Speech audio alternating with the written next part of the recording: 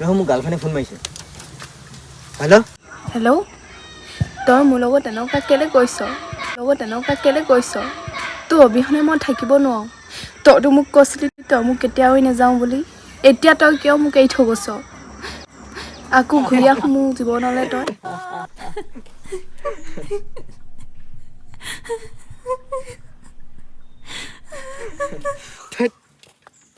ভাই তোৰ কাৰণে চোন কেলা ছোৱালী পাগল হৈ থাকে বে। আৰে ভাই মোৰ কাৰণে আজিকালি ছোৱালী পাগল হৈ আছে বে। আৰে দেখিছ না মোৰ কাৰণে এতিয়া ছোৱালী কানি গৈছেগে দেখিছনে? বে খেলুৱৈ হয় বে তই। এই ভাই তোৰ ভাই আজিকালি প্ৰেমৰ খেলুৱৈ হৈ গ'ল।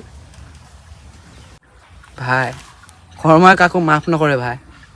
তই আজি তাইক কন্দুৱাছ, এদিন তোক বেলেগে কন্দুৱাব।